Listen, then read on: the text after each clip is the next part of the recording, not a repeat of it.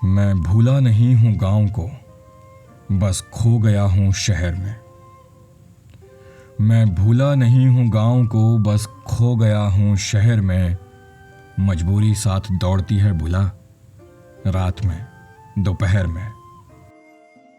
Hello नमस्कार दोस्तों, मैं प्रकाश जोशी एक बार फिर आ गया हूँ आपके सामने लेकर अपनी कहना गलत है। ये किस्सा हर उस एक इंसान का है जो किसी न किसी वजह से अपना घर, अपना परिवार, अपना गांव छोड़कर शहर निकल आया और फंस गया वहीं चार दीवारों के बीच। मैं दिल्ली में पैदा हुआ, लेकिन मेरी जड़ें, मेरी आत्मा मेरे गांव, मेरे उत्तराखंड में बसी हुई है। दिल्ली में पैदा होना, दिल्ली में पढ़ाई लिखाई करना और दिल्ली में ही नौकरी करना। फिर मुझ में पहाड़ बसता कहाँ है, ये उत्तराखंड बसता कहाँ है? ये सवाल कभी मैं तो कभी कोई ना कोई मुझसे ज़रूर पूछ ही लेता है, और हर बार मैं कह देता हूँ कि मेरे ख्यालों में, मेरी यादों में, मेरी बातों में, मेरी सांसों में बसता है। मेरे लहजे में, मेरे तौर तरीकों में, मेरे रीति रिवाजों में, मेरे घर की दीवारों में बसता है मेरा पहाड़, मेरा उत्तराखंड। पठाल के मकान, थोड़ी सी गरीबी पर आत्मीयता की कमी नहीं। दुख सुख में सब एक घर का चूल्हा जला तो झाड़ू में आग के कोयले लेकर दूसरा अपना चूल्हा जलाता। इस तरह से कई घरों के चूल्हे जलते। किसी के घर में दूध नहीं होता तो थोड़ा थोड़ा गिलास में दूध भरकर पड़ोसी उसके घर में पहुंचाते, और उसके बाद उस घर में इतना दूध हो जाता कि न सिर्फ उस घर के बच्चे डट कर पीते, बल्कि कभी कभी तो ठेकी के लिए भी बच जाता था।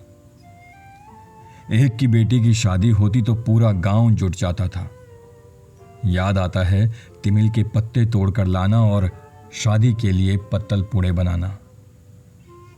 हंसी मजाक, ठट्ठा लगाना, नाराज होना, फिर भी मान जाना। खेतों में सवेरे सवेरे ही बैल हल लेकर निकल जाना। एक दो स्यू लगाना कि कभी हल की फाल निकल जाना, कभी हल बैलों का जूं तो कभी कभी नसूड़ टूट जाना, तो कभी गाय बल के नखरों से गायदा, शेरदा या फद्दा का झुंझला जाना। तभी माँ का रोटी सब्जी लेकर पुआना, साथ में बैलों के लिए एक पुली घास भी लाना, एक लोटे पानी में हाथ भी धोना, चटपटे साग के साथ रोटी खाना और उतने ही पानी से प्यास बुझाना। हाँ, माँ की लाई रोटियों में से एक रोटी को दोनों बैलों को खिलाना ना भूलना, सब याद है। तीज त्योहार पर सबका जुड़ना और होली में रंग मस्त होना, भाभीियों के साथ ठसाक मजाक करना, सब याद है। कभी कभी कॉलेज गोलकर बाट में ही लुकी जाना भी याद है। नहाने के लिए दोपहर में घटगाड़ के बने ढिकों में कूद जाना और कानों में घुसे पानी को दो पत्थरों की मदद से टुक टुक कर निकालना, कैसे भूलें। छोटे थे तो स्कूल के कपड़े उतारकर धारे में नंगा नहाना, और अचानक पानी लेने भाभीियों का वहां आना तो शर्म के मारे पानी पानी हो जाना। घर आकर माँ बाजी को उनके द्वारा की गई शिकायत में मार खाना, आज भी याद है। कभी जाति का अहंकार या घृणा का ना होना देखा है और भोगा भी है। गुलाबू बूढ़ा की कड़कती आवाज में झाड़ खाना, पुरुषोत्तम पंडित जी के डर से स्कूल नहीं जाने के लिए 1000 बहाने बनाना, सब याद है।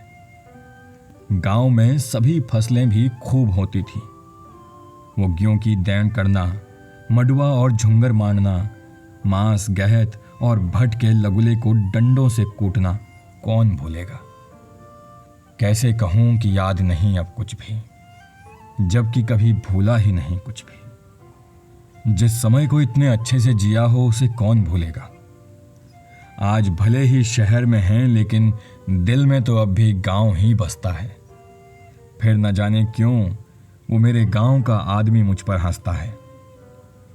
जलन तो होती है मुझे भी उसे देखकर, जलन तो होती है मुझे भी उसे देखकर। सब कुछ होते हुए भी मेरे पास मेरी ही हालत खस्ता है। गांव का ठाठ, शहर की गुलामी, पेट की खातिर सब बातें पड़ती हैं भुलानी। सोचता हूं हर बार यही कि उसने मुझसे अच्छा काम कर लिया।